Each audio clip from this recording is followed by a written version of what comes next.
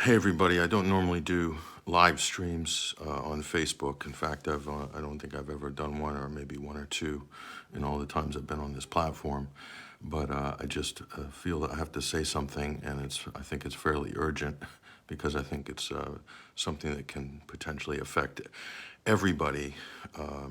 If you haven't yet seen the news, you'll know that the Russian government have put their nuclear deterrent on high alert in response to what they consider to be threatening statements and actions by NATO member states. So I don't have to tell you how serious this is. If you're a serious person, you take the world seriously, you'll know that this is serious. But if you think this is just a game and this is all just a media illusion, then go ahead and take your blue pill or your handful of blue pills, put them in your mouth and wash them down with something nice, because this video message is not for you. I can't help you. This is not a game. And what you're seeing happening now, what is unfolding now, is the culmination of the absolute degradation of our political spheres, our media spheres, over a course of many years. Okay, this is the culmination of that. This is what we get. This is the cost of that. This is the cost of everybody being ignorant. This is the cost of nobody speaking out when the mainstream media have been publishing provable falsehoods at every single juncture of every single conflict for decades. And they've been allowed to get away with it. And our politicians have been allowed to lie on the floor of Congress, in the House of Commons, at the United Nations, to stand up there and lie to the world. And they're doing it over and over and over again. So we just spent 2 years being gaslit by our governments about a, quote, global pandemic, and being made to be locked in our homes, deprived of work. They have inflated our currency, devalued our currency by basically just printing money and literally throwing it out the window to their friends to pay for obscene amounts of vaccine stocks and PPE and furlough money, and paying businesses and well-connected companies with COVID relief and so forth. And now we're seeing the results of this. It's hyperinflation. That's a direct result of this free-for-all for the last 2 years, including your fuel prices and everything else. Supply chain, quote, disruptions. This didn't happen on its own. This wasn't an act of God. This was a man-made series of events, okay? We've just endured 2 years of this. 2 years of being told, oh, you have to take an experimental pharmaceutical product or you're not gonna be able to have a job. You can't earn money. You can't go into shop or a restaurant. You can't travel. The same government and media who engineered this ridiculous, unnecessary, overblown, hysterical situation that went global for the last 2 years, these same politicians, these same mainstream media outlets are now telling you that Russia is your enemy and you need to hate Russia, you need to punish Russians, you need to destroy the economy of that country and teach them a lesson. Why? What did Russia do to America?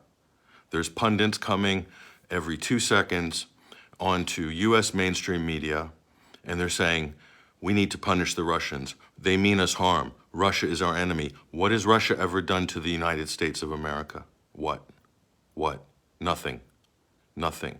What has the United States of America and its NATO allies done to Russia?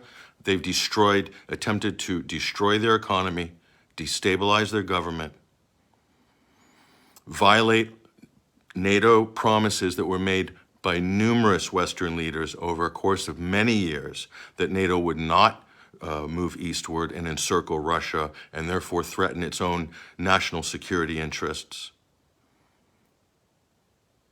And we're told that Russia has done us harm. We've been told that Russia interfered with our elections, that Russia elected Donald Trump. More than half of the people in the United States of America believe that Russia interfered in the 2016 elections.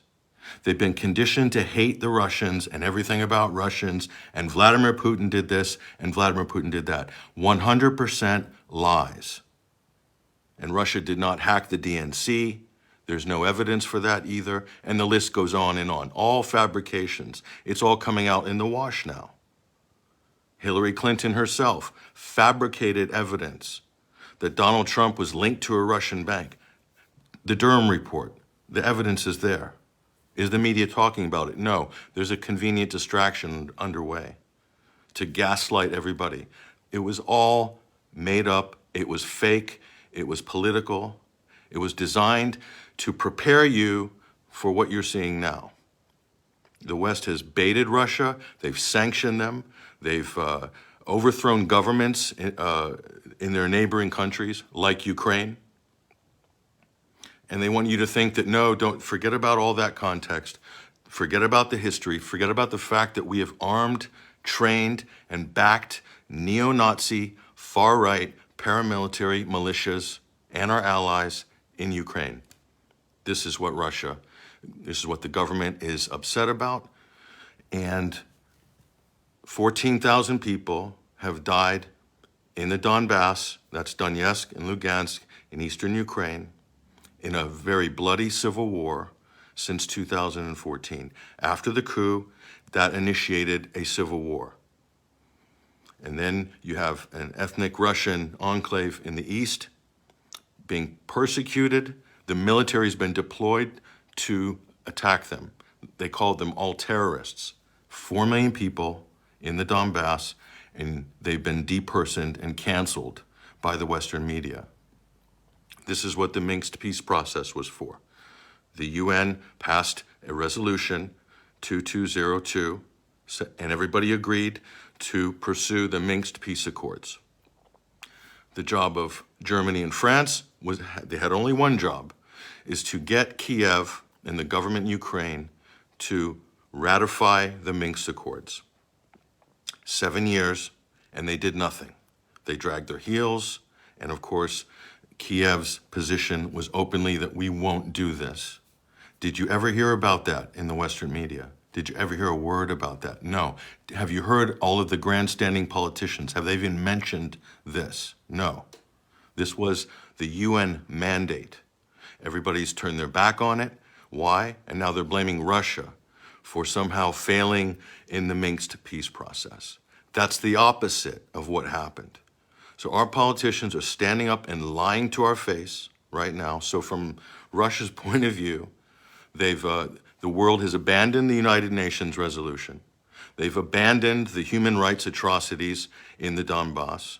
14,000 dead soldiers, mostly civilians, hundreds of children, civilians being shelled by the Ukrainian army, and radical militias. Is that not a human rights violation? Is that not a crime against humanity? Taking out electrical grids, taking out the water supply, blockading food deliveries. Sounds familiar, doesn't it? This is exactly what the United States, its allies, and Saudi Arabia and the UAE have been doing in Yemen for the last 7 years. Have you seen any outrage in the Western media about this? No, it's genocide. It's genocide in Yemen. It's attempted genocide in eastern Ukraine. It's the same thing that has been done to the Palestinians. It's the same thing that our governments have been trying to do to the country of Syria. And you see a familiar pattern developing here. And what's our reaction to that? We sanction them. We sanction Syria. Why? For defending their country against thousands and thousands of radical Islamist, jihadist, terrorist fighters armed by the United States and its allies including the UK, including France, and the list goes on, channeling weapons into Syria to create a long, protracted civil war. Does that sound familiar? What's happening in Ukraine now? Everybody's announcing they're sending weapons into Ukraine. The president of Ukraine, a comedian, an actor who played the president on a sitcom 2 years ago, decided to run for president as a protest move, as a joke. He ends up getting elected. What does that tell you about the political state and the state of society in a country like Ukraine? It's far from serious in terms of how things are being managed, even at a government level. So you've got a comedian who's president calling on mercenaries from around the world to come and fight against the Russians, passing out guns to civilians. After getting billions of dollars in military aid from the United States and NATO member states, our best special forces, training and advising the Ukrainian forces. If that was the case, why does they need to go and announce to anybody and everybody just to show up and come and join and fight? Not a very good look. It's not a serious government. It never was. And what kind of a government would deploy the full force of its military to attack an ethnic group in the east of its country because of ethnic reasons or whatever the reasons are? At that point, it's a failed government. It's a failed state. It came to power in a violent coup in 2014. The current regime, this President Zelensky, Poroshenko, Yatsenyuk, etc., came to power in a violent coup backed by the United States of America. This is historical fact. It was engineered. The evidence is overwhelming. Everybody who's looked at this knows that. Yet you won't hear this mentioned once by anyone in our mainstream media right now. No politician will dare to even utter that. And the President of the United States, Joe Biden, was vice president at the time, and he and his family made a fortune out of the corruption in Ukraine. They took advantage of this corrupt environment and they padded their own pockets. Joe Biden was effectively running a racket. He threatened the government that they wouldn't get over $1 billion in loan guarantees unless they fired the prosecutor that was investigating his son. Now, what level of corruption is this? It has never been seen before. And it's done out in the open. How is this allowed to happen? Because our mainstream media have made a concerted decision not to pursue certain stories for partisan reasons. That is a level of corruption that we have never seen before. When you have a press that partisan, then the press is dysfunctional. It no longer fulfills its public service. It is no longer the fourth estate. It is therefore redundant. It is therefore an accessory to any of the high crimes that we're witnessing now. So if this leads to war, if this escalates to a nuclear war, that's the cost. That's the cost of everybody who has been ignorant, who's thought it's not important to, taking sides like it's a sporting event. This is not a sporting event. And you have to understand that our forefathers, even 30 years ago, even 20 years ago, had much more respect for the offices which they held, for their electorate, for their counterparts in other countries. When they came to the table to do diplomacy, there was some respect.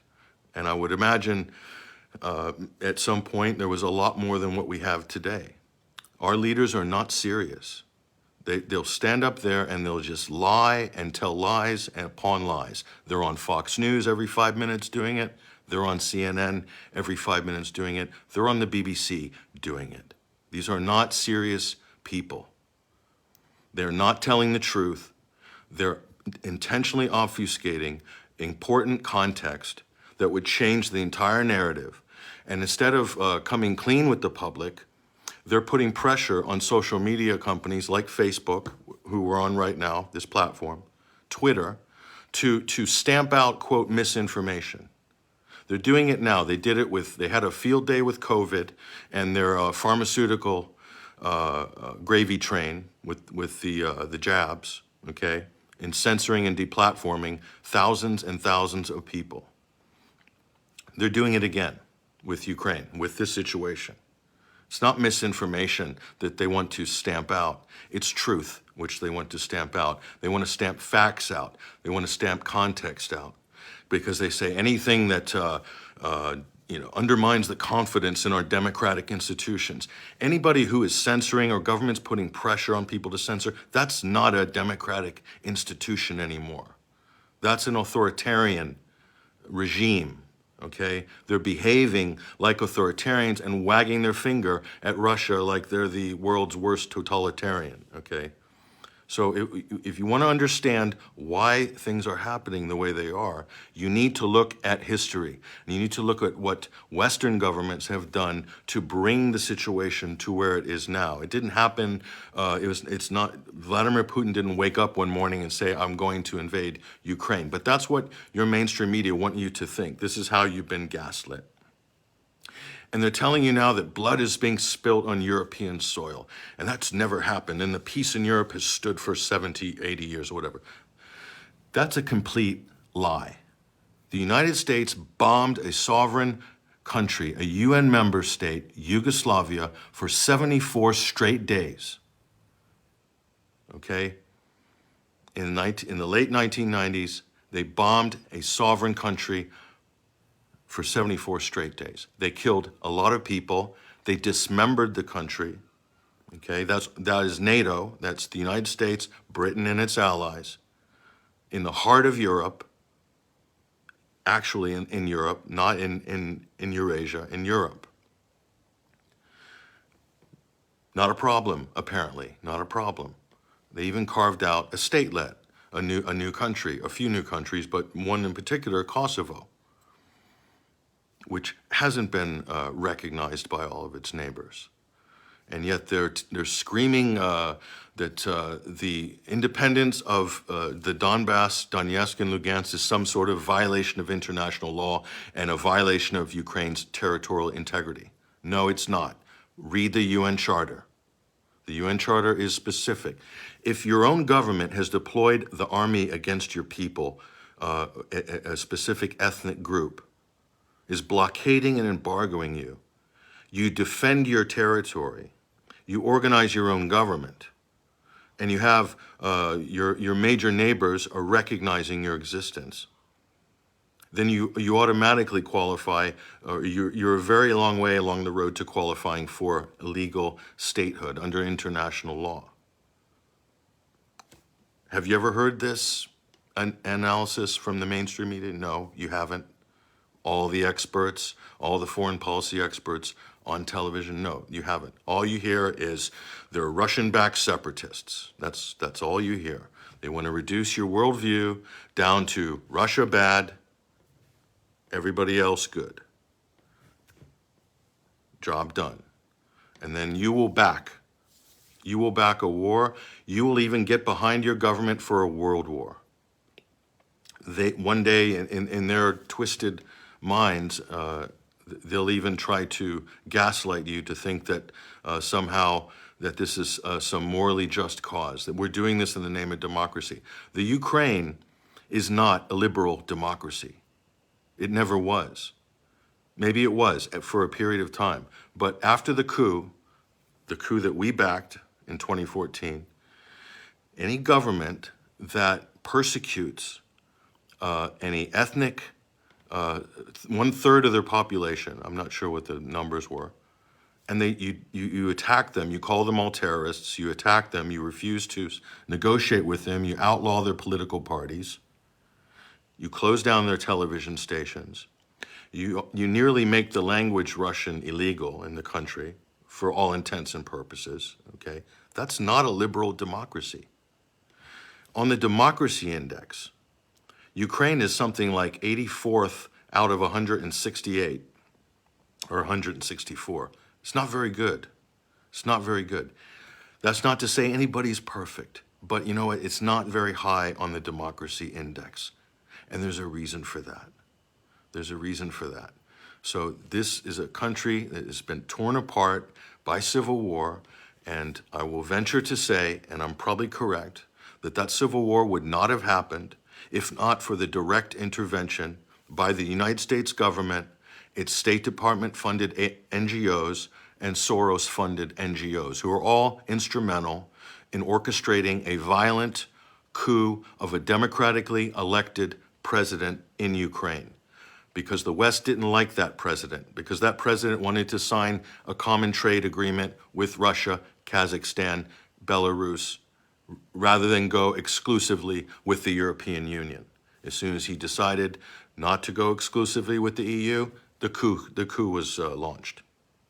Is that a coincidence? Of course not. Of course not. Have we overthrown governments before in the West? Yes, we have. How many? I can't even count that high. I need the list in front of me. So to gaslight you, to think that this time they're telling the truth, this time they're not lying to you, this time it's a righteous cause for democracy. Change your Facebook profiles and put a Ukrainian flag up there, or before it was what? It was whatever the cause du jour is.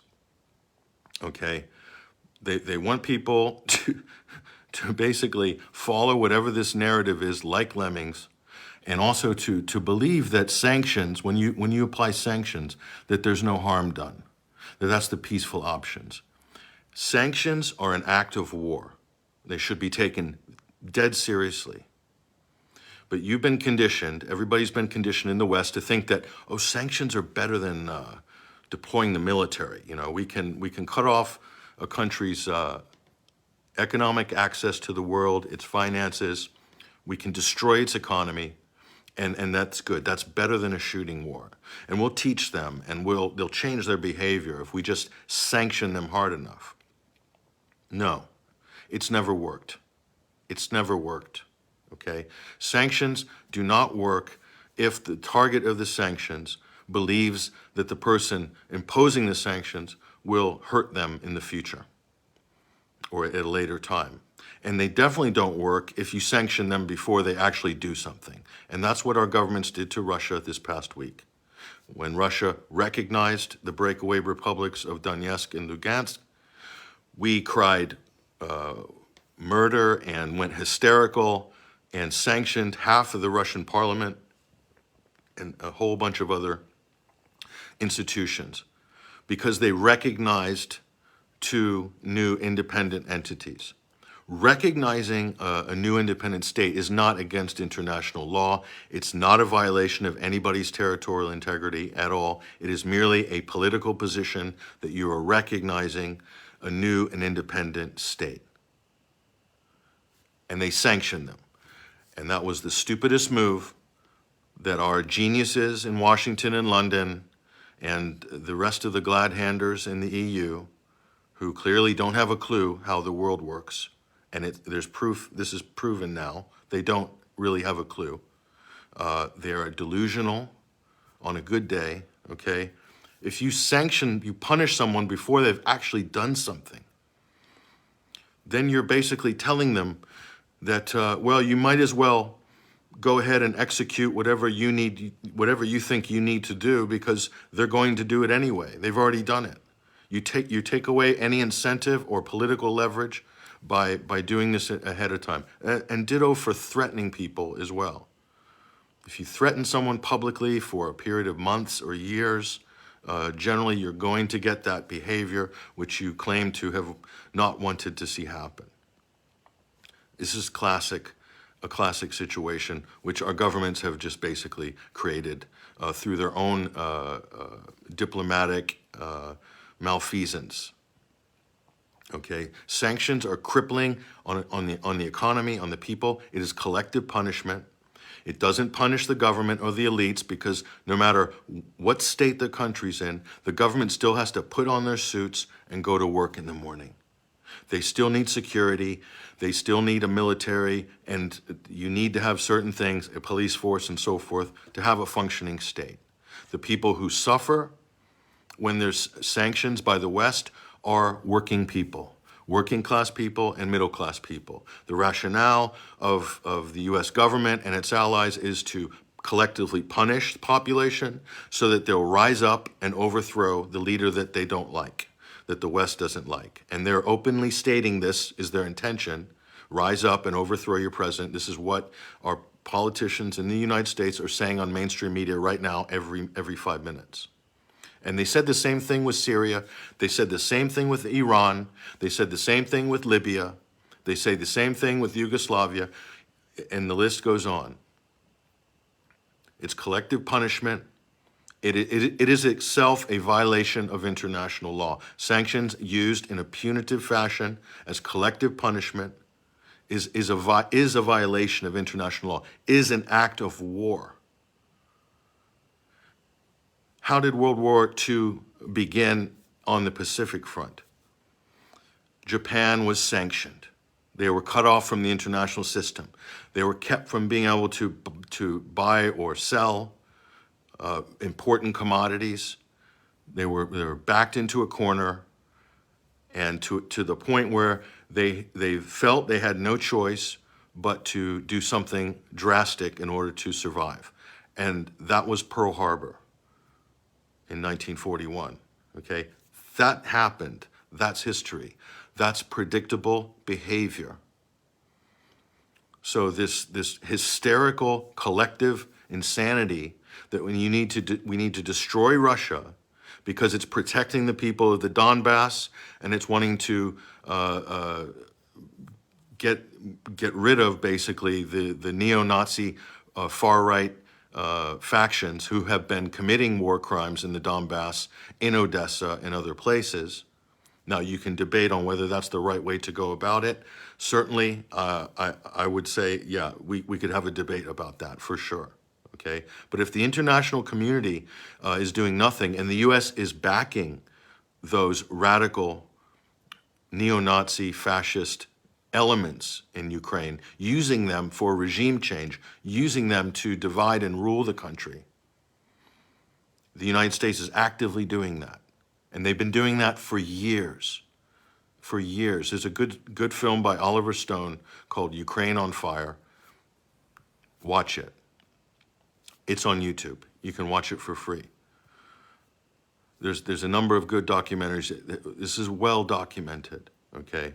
The United States always backs the radicals, and then they use them to fight proxy wars. Ukraine is a proxy war. NATO is fighting Russia. It's a proxy war. They're using the Ukrainians as their proxy. They're flooding weapons in there, just like they did with Syria, and now inviting foreigners to come in and fight, including who knows who's going to show up for that. So they don't want peace. Washington waxes lyrical. NATO countries wax lyrical. If you wanted peace, you wouldn't be pumping weapons into a war zone. You'd be calling for some sort of negotiations or diplomacy. You'd be pulling out all the stops, okay?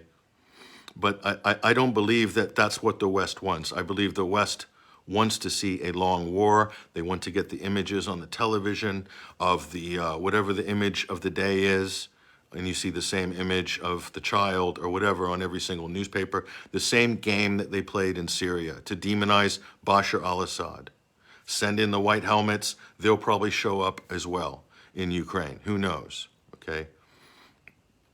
So this has been mischaracterized from the beginning. There are fake news stories coming out every minute now on the mainstream media about all sorts of things. And Russia's targeting residential apartment blocks. Nobody's investigated what actually happened there. By the looks of the contrail, it looks like a Buk missile launcher. Who has Buk missile launchers? Ukrainian military in that area. Could very easily have been a misfire. It doesn't matter. No investigation needed. They have a narrative. Russia's attacking civilians, even though it's not in their interest to do so. This reminds me so much of Syria. The propaganda onslaught, the full court press, for years, the amount of resources and our money that they plowed into making that war go on forever. Okay, they've destroyed that country. They've dismembered that country. The United States is still occupying northeast Syria, stealing all the oil, selling it for cash on the market, and using it to fund extremists. They've been doing this for years. No outrage from our media, no big speeches, no sanctions. You know, where do we start? Where do we start? This is beyond ridiculous, and this is all of these lies compounded. NATO invoking Article 5 after 9/11, claiming that Afghanistan attacked the United States. Afghanistan doesn't even have a standing army. How could you invoke the North Atlantic Treaty, Article 5? They did. The rest is history. 20 years occupying Afghanistan and then leaving in the most humiliating fashion. Iraq. I didn't even mention Iraq. What was that all about? Where are the sanctions against the U.S. and Britain for lying their way into a war, for killing upwards of 1 million people? A blight on humanity. That event was and continues to be. Iraq is still in horrendous condition. The damage we'll never see it fixed in our lifetime. That was our government who lied their way into that, and they sucked as much money and resources, and everyone got rich out of it. Everyone virtue signaled at the beginning. Do you remember? Do you remember how the media was there to support that big fraud every step of the way? And they kept doing it for years. And now they look back saying, well, maybe it was a bad idea. Maybe it was a bad idea. Libya. Our media told us that Gaddafi was planning a genocide in Benghazi and we needed to act now, and NATO needed to institute a no-fly zone. Our media told us, Susan Rice told us, President Obama's cabinet member, that Gaddafi was handing out Viagra to his soldiers to go and rape the women of Libya. That was a total lie. Fake news, the same type of fake news we're seeing now. They're telling us now on Reuters that the Russians, that the radiation levels have risen at Chernobyl since the Russians have got near it. They're inferring that the Russians have turned up the Chernobyl radiation. I'm going to bet this is just fake news. Why is this on the major mainstream media news wires? Can this possibly be true? I doubt it. I doubt it. There's tons of these fake stories coming out, endless. And we're going to see more of these. And they want you to say, oh, they're handing out guns to the Ukrainians, that the brave citizens defending their country. They're handing out guns willy-nilly in Kiev. Guess what's already happening today? There's rival factions shooting at each other now, accusing the other side of being Russian saboteurs. There's another level of a civil war now that's come as a result of the West encouraging President Zelensky to hand out guns to everyone and anyone to, quote, protect the city from Russia, even though Russia's announced that they're not interested in any of the civilian areas, okay? So, and not only that, send in the mercenaries. Send Blackwater in. Send, who knows, jihadists in. They'll, pay them a couple of $100 a week, and they'll show up. They'll show up. They'll come from Syria, from Turkey. I'm sure there'll be quite a few of those en route as we speak. Here we go again. How did that work out in Syria? How much money did the U.S. and the U.K. government spend pumping weapons and supporting extremists, terrorists, al-Nusra, al-Qaeda affiliates in Syria for 10 years? How did that go? How did that go? Was that really productive? Was that a good way to blow away $30 or $40 billion of Western public money? Good investment? Well, I guess it's a good investment if you're in a certain type of a business. Then it's been very good. It's excellent. They lied about the chemical weapons attacks. Completely fake, staged, provably staged in most cases. And they use that as a justification for mounting airstrikes against Syria. Sanctions are still on Syria. We're occupying their oil fields. They have a fuel shortage. This is an act of war. We're still waging war in Syria. Yemen, same thing. That's genocide. Where's the outrage? Where's the virtue signaling? Why don't we all put Yemeni flags on our Facebook profiles? Let's have some solidarity with the poor Yemenis. No, because you can only have solidarity and you can only virtue signal to the groups that you're instructed to by your media, by social media, by Silicon Valley, by your government, by your influencers. They'll tell you who you need to virtue signal for and who you should be in solidarity with. And it has nothing to do with the facts on the ground. Nothing at all. So if this did escalate to some kind of a nuclear standoff, at that point, you really have to realize that our elected leaders who we're paying and who are in charge of, who are supposed to, be keeping the world safe, if they allowed things to get to this point, then they've failed. They failed miserably, okay? If their only solution is to flood Ukraine with weapons, they failed. Who's going to use those weapons?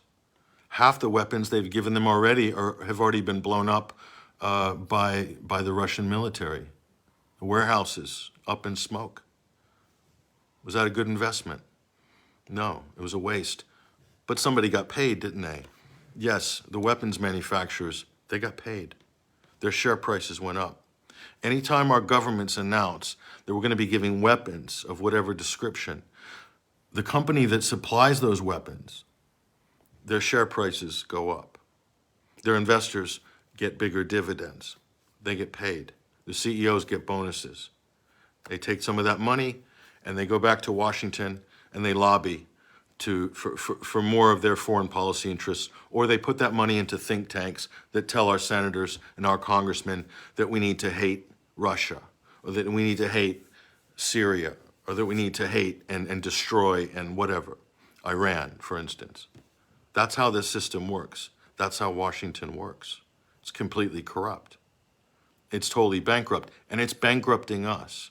After what's happened, the economic devastation that was imposed on all of our countries by our governments because of what they said was COVID, the last thing you need to do right now is to be throwing money out the window for weapons and to start a new arms race.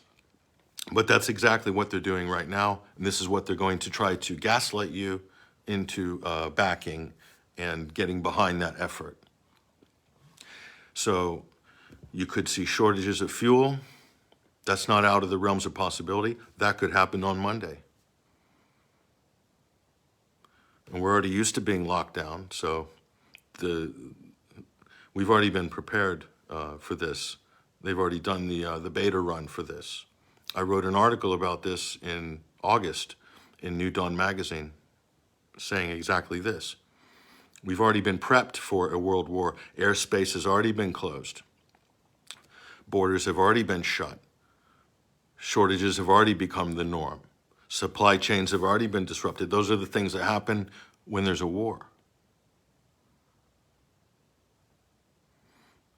It's already happened. The systems are already in place.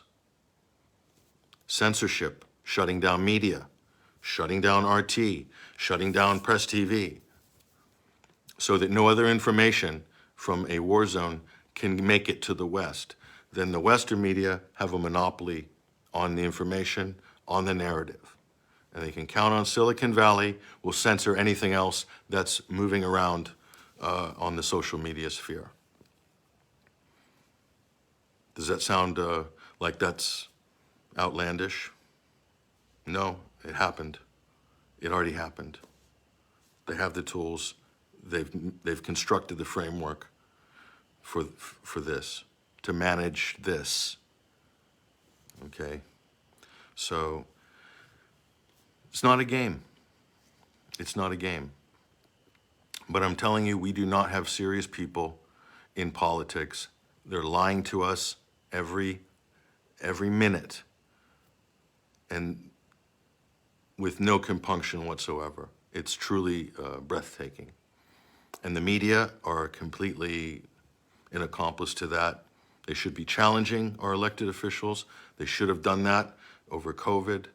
They should have done that with the emergency use pharmaceutical products, but they did nothing. They did nothing. And they'll do nothing with this. I don't think they're going to reform. These people, these institutions, they're beyond the pale. So that's a very dangerous situation, and that means that we could potentially get to a point which we're arriving at right now. So let's hope that some intelligence creeps in, some real intelligence, some common sense, a little bit of sobriety with our political class, that they don't do anything really, really stupid like they've done already, and then denying it, and then lying about it, and then lying to us, and then accusing somebody else of doing what they themselves have been doing for years. This has to stop. This has to stop, because what's coming down the pipeline, if we allow this to continue, it's not good for anybody. There's going to be no winners, despite when they start beating their chest and puffing their chest out and festooning around the experts, the military experts. They're experts in nothing. They're experts in nothing. They're experts in screwing things up, which they've been doing for years. Instead of having a little bit of humility, instead of acting a little more professional, have some discipline themselves, they have to create crazy situations through their own efforts, then to create a situation that justifies their existence of their institutions. NATO is a perfect example of this. But yet here we are. Maybe it's unavoidable. Maybe this is just human nature. But